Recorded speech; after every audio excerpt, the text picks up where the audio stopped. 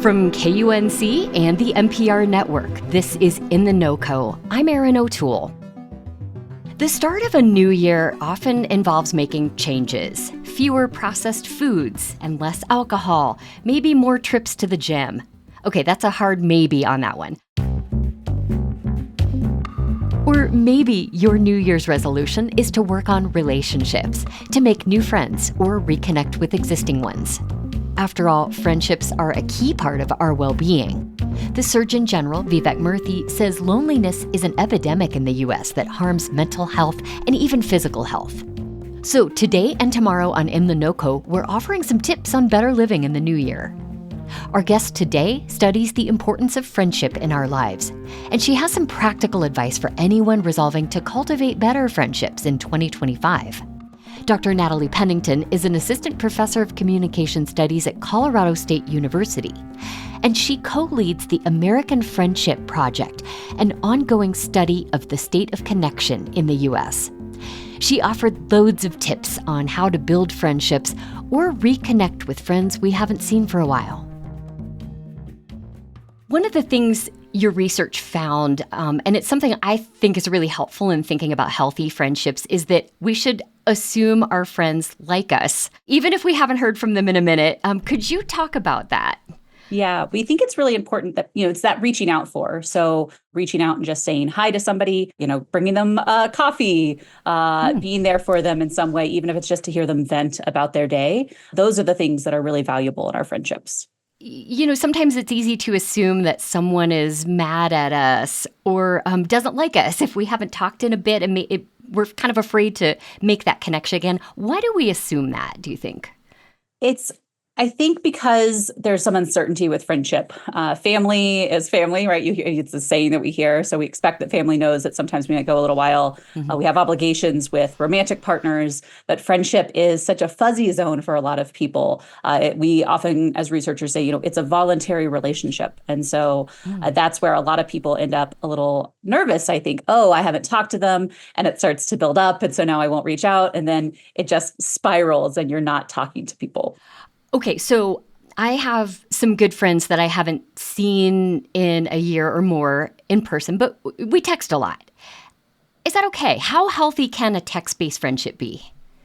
Texting is very useful day to day, right? It's not a bad thing to send somebody a funny meme or say hi. But one of the things that we caution on our research is the opportunity for other technology to help if we can't see someone. So if your friends live far away, things like phone calls especially might be good for us. Whereas text messages can not necessarily hurt connection, but it's not as good as a phone call is. Okay. And what if my friend does not live nearby at all? We can't really easily get together in person. How effective are video chats in building a bond? Video chats are something I say I kind of caution. So one of the things we found in research is that obviously it's great to see a person on the screen and talk to them. The trade-off becomes, especially if I'm feeling lonely in my day-to-day otherwise, once I'm off the call, I had that high of, I saw you, we talked, it was great. But it also reminds me that you're not there. So it can kind of perpetuate a little. So without taking other measures as well, a video call by itself can actually be a little harmful. Or should I not do video calls anymore? Or how can I use them to best advantage? So this is where I really encourage it's in combination, right? So if you're saying you have friends that are far away, a video call, phone call, text, trying to use different modalities, not just one way of connecting with them is great. But then it's also about remembering the different friends in your life. So if you video call with friends from a distance, also making sure you're taking time to talk to people face to face, right? So, chat up the barista as they make you a drink for getting coffee, right? Making those connections can be really useful for us to combat loneliness. It doesn't just have to be our best friends. Well, Natalie, I imagine that your work really resonates with a lot of people right now who are thinking as we get into this new year, I want to be a better friend and have more meaningful relationships with my friends. What's one piece of advice that you have for people who want to connect or reconnect in a meaningful way?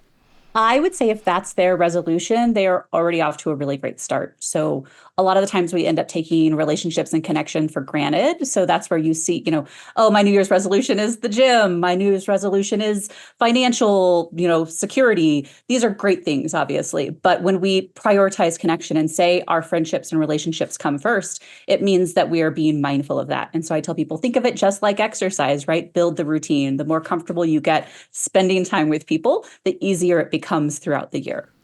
That's interesting. And I get what you're saying too, where going to the gym or looking after your financial fitness is kind of self-focused. Connection seems more outwardly focused. Yeah, exactly. And I'll say there's the chance to merge the two, right? So if again, there's nothing wrong with exercise or financial or whatever your New Year's resolutions are, but pausing and saying, okay, how can I combine these things? Oh, do I have a friend who's really good with finances? Maybe we can, sort of teach and learn from each other, or someone else who's also excited about going to the gym or different workout classes and making that more of a social gathering. And that's one of the things we know is really good for people. Multitasking, but in a good way. Exactly. Natalie, do you have a script that you might recommend for people who want to reach out to someone that they have fallen out of touch with? It's been a while. I would say don't overthink it. So even just sending a short message, it doesn't have to be, you don't have to lead with an apology, right? Mm-hmm. So break the ice with a joke or funny, oh, this thing made me think of you, right? So even just keeping it a little bit more casual, don't make it, oh my gosh, we haven't talked in a year, but introduce and sort of start the conversation. It gives you both space to start talking. And then if you feel like there's the need to go there, you can, but keeping it light at the start can be really useful. Now, there are a few people listening to this who might think, a good friendship should not take a ton of work. It should just happen.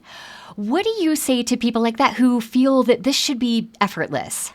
No relationship is effortless. I wish they were. I think we'd say the same of family and romantic ties, that when we want and prioritize good relationships in our life, it means putting in the work for those. Right.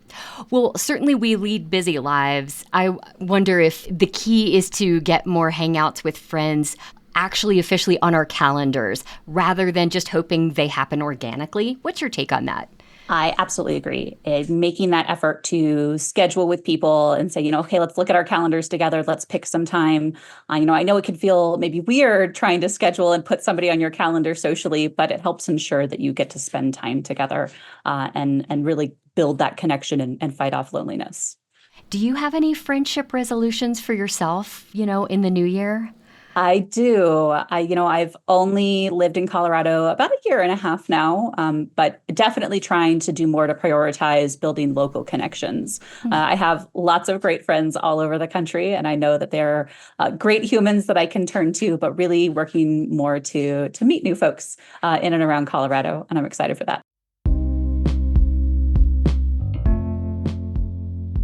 Natalie Pennington is an assistant professor of communication studies at Colorado State University.